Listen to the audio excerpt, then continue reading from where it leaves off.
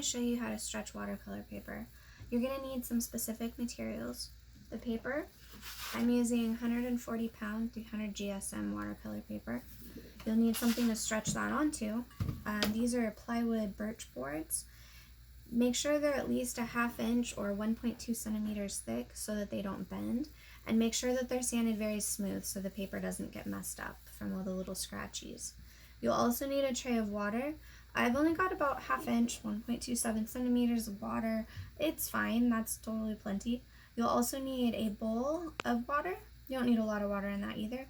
And a sponge. And I only use these two things for dealing with watercolor paper, stretching, and pulling the tape off afterwards, because I don't know if the glue is like harmful to have, it leaves a residue or not. I don't know, so just in case. And also the sponge, you want it to stay clean because otherwise it will get junk on your watercolor paper, and that's no good either. Then you need gummed tape and a paper towel.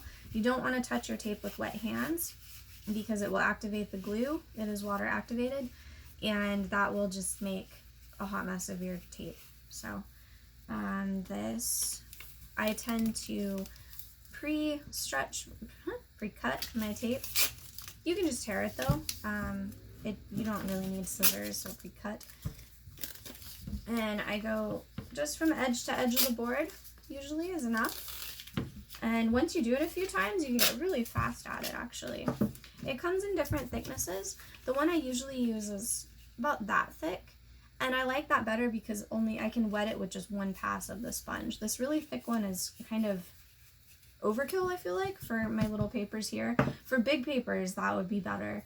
I also have this little guy here, which I'm not as big a fan of. I feel like my papers pull up more often with that, but maybe I'm just bad at using it. That's entirely possible. So there's, yeah, that's my short one. So the little short one, the other little short one. Usually I will do like 10 or 15 papers at a time. And so I'll just pre-cut a whole bunch, and I'll put all my short pieces and all my long pieces together in chunks, and that way it just streamlines the process. There's also a few optional things you can have. You need your clock, a phone, something to make sure that you can keep an eye on the time. And then, I guess that's not really optional, you kind of have to have that one. But these two are optional. You can make a little template. This kind of, it helps put the tape in, put the tape evenly, I guess. Like, it gives you borders that you can use to guide you when you put the tape down. If you actually hold it where it's supposed to be. I'm kind of going really fast here. But, I mean, you get the idea. I made this out of just the back of an old sketchbook, so it's just cardboard, really thick cardboard. And then gloves. You might need gloves if you don't like the gum, the glue sticking to your hands, because it is super sticky. Okay, I think that's about it, so we can get started. Now, there are different opinions out there on how long you should soak your paper for. I have found that with my Arch's cold press that I usually use, it's about a minute or two. With the hot press, I'm using Arch's hot press right here. I don't use this one as often, and so I'm kind of testing it out. The last few that I stretched, let me grab it here, made this weird snowflake pattern, which is, I mean, pretty, but I don't know if that's bad or not. I don't know if I messed up the sizing. So I'm going to see how that turns out, and we're going to try this one at just 1 minute. That was at longer. And so I'll let that sit in here for a minute. You generally, I tend to, if it starts floating, push it down with the sponge instead of my fingers, because the oils in our skin will make the paint repel off of the paper later on. And again, if you have gloves, you don't have to worry about it. And I was not paying super close attention to the clock because I'm chattering, but I think that's enough. So then you pull it up and kind of let a bunch of it drip off. Just let it get as much water off of there as it can. And then you set it down, and it's going to want to stay where you set it. you won't be able to move it a whole lot, so make sure it's in a pretty good spot to begin with. I squeeze the water out of my sponge, and I kind of do this. And if you have used pencil on this, you have to be really careful with this part, especially if you have a sketch on here already, because some pencil will smear. And so yeah, just be careful. So I usually start with a long side for the sponge, and I squeeze it out, but not all the way. Just a little bit so that you can get some of that water out. You don't want it's really wet on the tape or it won't hold properly, but you need it wet enough to be able to actually activate the tape. Yeah, see, this tape is a little too wide for my small things. It's going way off the edge of the board. That's okay though. So there is the long piece, so then I'm going to do a short one. Is the short one right? I don't know. I feel like I messed them up. No, that's the short one. Okay.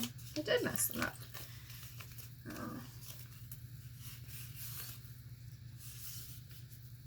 Okay. And so then you do the short pieces.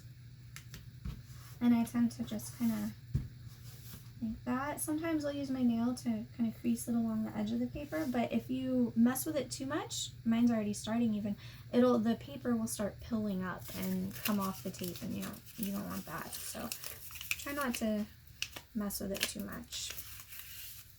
And the wetter it is, the more it will pill also. Okay. I think I just made too long of tape. I think I just wasn't paying attention. Alright, so I'm going to use this one on this side, and it's starting to buckle. I don't know if you can see the shadows, but it is starting to curl up there on me, or make waves. And so as I am putting tape on, I'm trying to kind of smooth the paper back down with it. You won't be able to get all the buckles out. Yeah, it was the wrong one. That's alright. You won't be able to get all the buckles out. And as it dries, the buckles will go away, and by the time it's all dry and nice and ready to be painted on, you won't see them at all. So don't stress too much over it. Like, I can't get that one out. But when it dries, it'll be fine. So now you just have to find a safe spot to put it that it can be level. You don't want it tilted at all, or water will start to collect on one side and it'll make that tape lift up. And your paper may shrink in. You'll especially notice it, well, if you already have a sketch, or if you have the lines, that sometimes they'll start doing this. And I don't remember why that happens. I know it, but it's not in my head right now. So if you know that, you can definitely let us know in the comments why it sometimes will pull in. When your paper is all dry, which should take like 1 to 3 days, depending on your humidity, mine takes about a day.